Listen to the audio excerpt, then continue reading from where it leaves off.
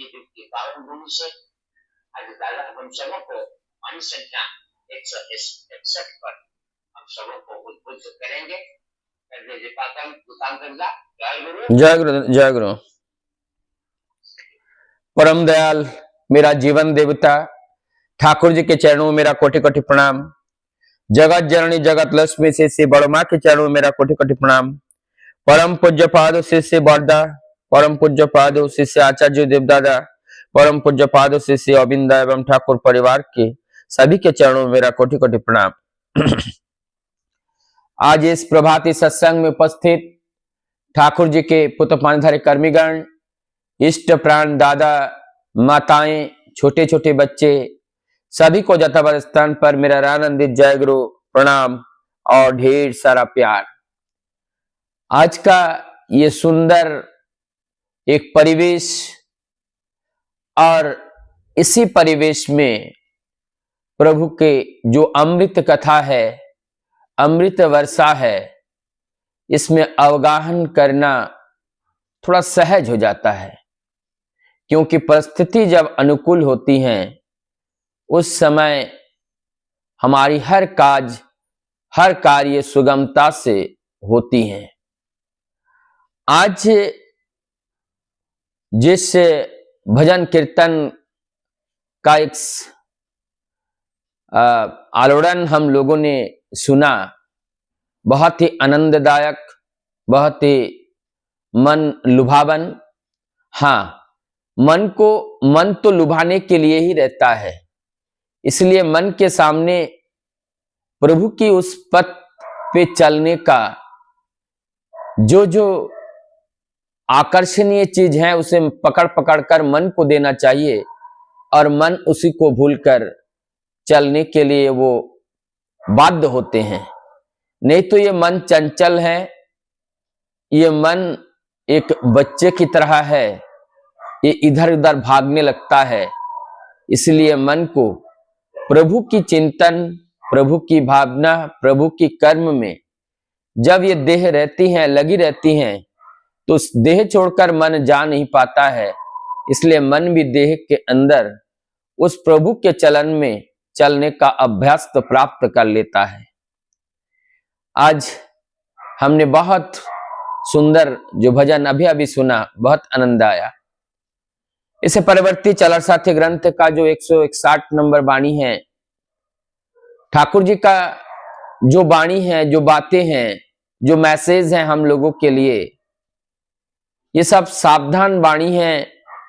हम लोगों को जीवन को कैसे चलाना है, किस राह पर ले चलना है और कैसे किस जगह पर जहां पर भी हैं वहां से हमारे इस जीवन की उद्देश्य उस उद्देश्य की ओर रखते हुए हमारा हर कदम आगे बढ़ाना है।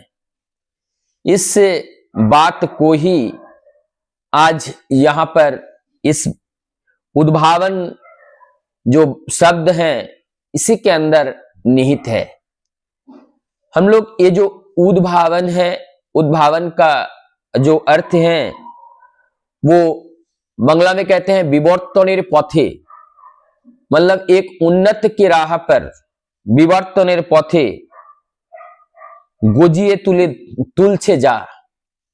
एक जिस तरह से विवर्तनेर पथे गोजिए तुलछे जा, तो विवर्तन अर्थात परिवर्तन, विशेष रूप से परिवर्तन, और विशेष परिवर्तन, विशेष रूप से परिवर्तन किसे कहते हैं? जब हमारा हर कार्य वो सत्य को सजाने में, संभालने में, सत्य को केंद्र करके, और सत्य कौन है? सत्य जो सर्वत्र उपस्थित है, सब में व्याप्त है, जो नित्य है, वही सत्य है। तो सत्य ही हमारी प्रभु है, सत्य ही आत्मा है, सत्य ही परमात्मा है, सत्य ही अंग है। इसलिए सत्य को केंद्र कर जो भी कार्य हम करते हैं और करने का प्लानिंग बनाते हैं, ये सब हमें उद्भावन की ओर ले जाती हैं। ये सब हमें विवर्तन की ओर ले चलती हैं। और ये विवर्तन विशेष रूप से परिवर्तन, एक तरीके का इवोल्यूशन, और ये इवोल्यूशन का जो मूल पॉइंट्स हैं वो बचना और बढ़ना। ये बचना और बढ़ना, बचना क्या और बढ़ना क्या, ये हमें जानना पड़ेगा। बचने के लिए ठाकुर जी बोले हैं, बास्ते नौरे रे जाजा लागे ताई कोरी ले धर्म जागे। बचने में जो जो चीज की जरूरत है, हमें भूख लगती है भोजन, प्यास लगती है पानी, ठंड लगती है गर्मी के कपड़े, गर्मी लगती है शीतल हवाएं, ये सारी चीज हमें बचने के लिए जरूरत होती हैं। तो इस पंच तत्व का हम प्रयोग करते हैं। तो बचने के लिए जो जो प्रयोजन होते हैं उसी को ही धर्म कहता है, अर्थात इसके धारण किए बिना इस जीवन की अस्तित्व को स्वीकार नहीं किया जा सकता है। इसीलिए ठाकुर जी की ये वाणी है, बास्ते नौरे रे जाजा लागे ताई कोरिले धर्म जागे। तो ये जो अमोघ वाणी है, हम लोगों को विवर्तन के पथ पर ले जाना है, एक इवोल्यूशन की ओर ले जाना है। प्रकृति सदैव सता ही एक विकास मुखर भाव से, एक प्रगति मुखर भाव से चलती रहती हैं। परमदयाल श्री ठाकुर इस वाणी के अंदर ये कह रहे हैं, आप इस सृष्टि जगत में किसी भी प्रांत में अगर आप गए हो, वहां जाकर के वहां के परिवेश की देखो, वहां परिवेश को देखो, चारों ओर से उस परिवेश को भापो, और भापने के बाद उस परिवेश की उन्नति तुम कैसे कर सकते हो ये चिंतन करो। और जब उस उन्नति को चिंतन करते हुए तुम जब सोचोगे दूसरे की कल्याण कैसे कर सकते हो, तो तुम्हारे अंदर एक खोज आएगा, तुम्हारे अंदर एक बोध आएगा, और उस बोध के माध्यम से तुम्हारे अंदर ज्ञान का सृजन होगा। और वो जो ज्ञान है वही वास्तव ज्ञान है। वो ज्ञान तुम्हें विवर्तन की ओर ले जाएगा, परिवर्तन की ओर ले जाएगा, विकास की ओर ले जाएगा। अर्थात सत्संगी लोगों के लिए अगर इस बात को सोचा जाए तो किसी भी सत्संगी व्यक्तियों को जहां पे भी भेज दिया जाए, वहां समाज अगर प्रतिकूलताओं से भरा हुआ है तो चारों ओर उसको हमें अवलोकन करना है और अवलोकन करके देखना है। यहां पे तो अधिकांश लोग शराब पीते हैं, बीड़ी पीते हैं, सिगरेट पीते हैं, खैनी खाते हैं, तंबाकू और ये नशे के द्रव्य से मस्त रहता है। अब हमें क्या करना है? इस विपरीत परिस्थिति, ये प्रतिकूल परिस्थिति को हमें अनुकूल में क्या कैसे तब्दील करना है, यहां पर जरूरत है इस वाणी का, इस उद्भावन का। हमें सोचना है, हमें खोजना है, और हमें ये के उत्पत्ति करना है, एक सृष्टि करना है। और वो उत्पत्ति, वो सृष्टि, वो जागरण, वो प्रकाश, ये क्या है? ये हमारे अंदर आएगा जब हम उसी को हम चिंतन में रहेंगे। क्यों यहां पे ये लोग सब नशे के आदि क्यों हो गए? क्योंकि इनका पथ नहीं मिला। ये पथ नहीं मिला, ये विपथगामी हुए क्यों? क्योंकि इनका पथ नहीं मिला, इनका साथ नहीं मिला, इनको आनंद नहीं मिला, इनको जीवन का वास्तविक रहस्य को समझाने वाला व्यक्ति नहीं मिला, इन्होंने सत्य को नहीं जाना। इसीलिए अज्ञानतावश इस अज्ञान भरी अंधकारमय पथ को इन्होंने जीवन में अपनाया है। अब हमें वहां पे जाकर के इस चीज को देख करके हमें एक नए आलोड़न सृजन करना है कि किस तरह से इस तरह से जकड़े हुए व्यक्ति को हम अपने और खींच करके एक नए तरीके का वातावरण का सृजन करें। और ऐसा सृजन हमने हर युग में देखा। गौरंग महाप्रभु जब आए इस धरती पर किस तरह से कुकृतियों से भरा हुआ था, लेकिन उन्होंने इस उद्भावन बुद्धि के बल पर उन्होंने सबको सतपथ पर लेने के लिए वो सक्षम हुए। भगवान रामकृष्ण परमहंस देव जी उन्होंने आए ऐसे एक प्रतिकूलताओं के बीच और वहां अनुकूलता स्थापित की। उसके केंद्र में था ये उद्भावनी बल बुद्धि। उद्भावनी का बुद्धि का अर्थ है एक नए जागरण, एक नए सृष्टि, एक नए बुद्धि, एक नया ज्ञान, एक नया विकास। जो पथ भूल करके लोग विपथगामी हो रहे हैं वहां से वापस उनको पुनर्जागरण करने का एक जो युक्ति है और एक जो तरीका है, वो तरीका का नाम ही है उद्भावन। तो ये उद्भावन हमें करना है, हमें बंजर होने नहीं देना है, सब आबाद करना है। ठाकुर जी भी कहते हैं ये जो बंजर हमें भूमि है, ये बंजर भूमि मिले हैं, ये जो बंजर भूमि को हमें आबाद करना है। और इस बंजर भूमि को आबाद करने के लिए इस बंजर भूमि को हमें प्लाव लगाना है, इसको जुताई कराना है, इसमें पटेला लगाना है, करके इस मिट्टी को भुरभुरी करना है, मुलायम करना है। और जब तक हम मुलायम नहीं करेंगे तब तक इसमें बोए गए बीज अंकुरित नहीं हो पाती हैं। तो इसीलिए अंकुरित होने के लिए हमें इसको भुरभुरा बनाना है। और भुरभुरा का अर्थ है हमें कहीं पे गांठ ना रहे, पूरे गांठ को गलाना है। इसलिए गांठ को गलाने के लिए जमीन में किसान लोग क्या करते हैं, पानी देते हैं और पानी दे करके वहां के मिट्टी के ढेले को गला लेते हैं और फिर उसको जुताई करते हैं, फिर वो एकदम पाउडर सा बन जाता है और तब वो बीज बोपन करने लायक बन जाते हैं। तब एक भी बीज खराब नहीं होते हैं। ठीक हमारे मनुष्य देह में जो गांठ रूपी ढेला है, जो वृत्ति प्रवृत्तियों के द्वारा इस संसार के आकर्षण वस्तुओं से बंधन बना करके बड़ा बड़ा ढेला बन करके हमारे जीवन पथ पे बाधक होकर के खड़े हैं, उस बाधा को दूर करने के लिए प्रेम रूपी ज्ञान रूपी वो जो पानी है इस शरीर रूपी क्यारी में छोड़ना पड़ेगा। जब इस शरीर रूपी क्यारी में उस ज्ञान रूपी पानी को छोड़ा जाएगा और उस ज्ञान की पानी से वो भीग करके उनकी कठोरता को त्याग कर वो मुलायमता को प्राप्त करेगा। और तब जाकर के ये देह भूमि क्या होगा, ये देह भूमि सुंदर हो जाएगा, बीज को बोपन करने लायक हो जाएगा। तब जाकर के बीज को अगर हम इसमें बोए तो इसमें अंकुरित होकर के एक सुंदर पेड़, और ये सुंदर पेड़ का भी विवर्तन होकर परिवर्तित होकर के एक बड़े पेड़ में वो परिवर्तन हो जाएगा और वो फूल देगा, फल देगा और छाया भी देगा, लकड़ी भी देगा, ऑक्सीजन भी देगा और ये बहुत सारे चीज दे करके हमारे जीवन को समृद्धि के राह पर ले चलेगा।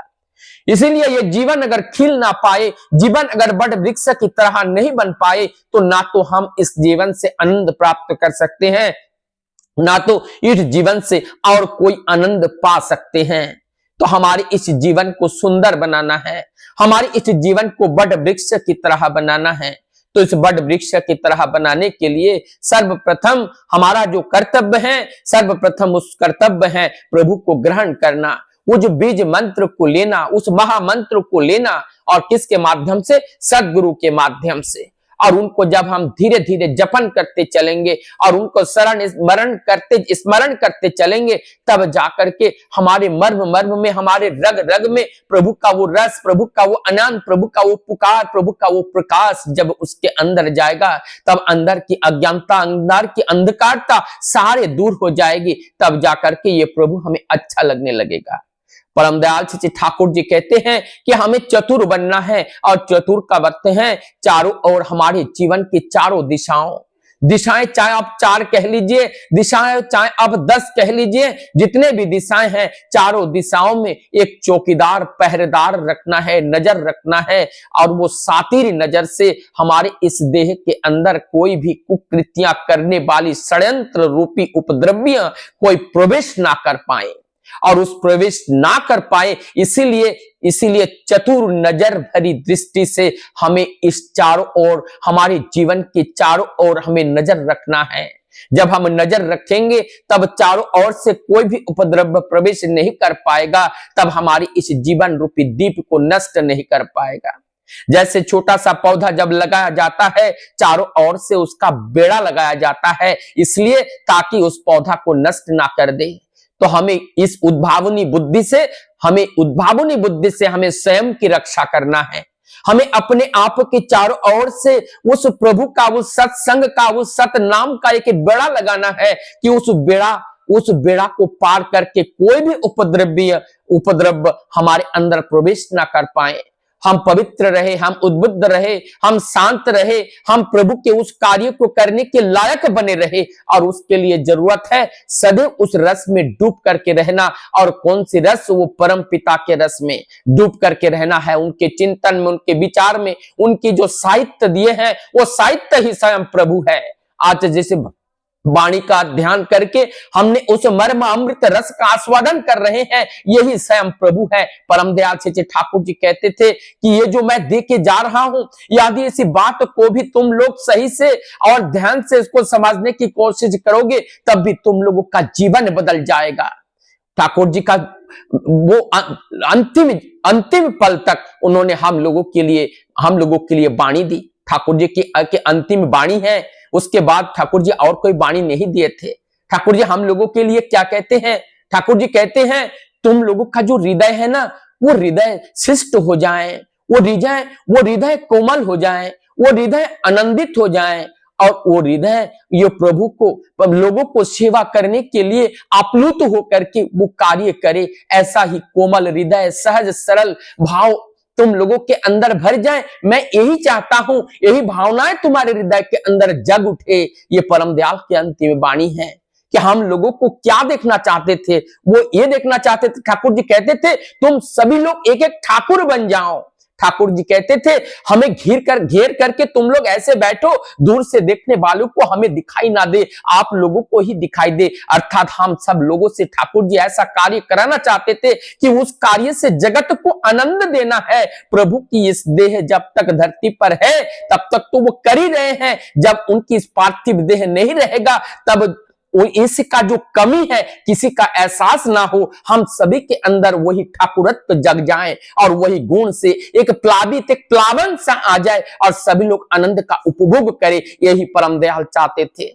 और इस चाहत से, इस विचार से निरंतर अंतिम समय तक कुछ ना कुछ लिख के गए। ठाकुर जी कहते थे अगर मेरी एक आधी वाणी, आधी बात अगर किसी के जीवन को परिवर्तित कर दे तो मेरा ये कष्ट का सार्थक हो जाएगा, ऐसे सोचते थे।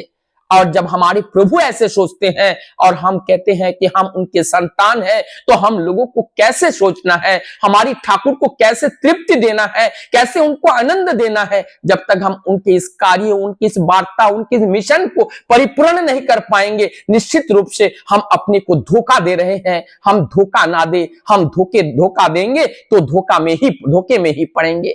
मैं इस बात को और आगे ना बढ़ाते हुए, समय भी हो गया, मैं सबकी मंगल प्रार्थना परम दयाल के चरण में करता हुआ मैं अपने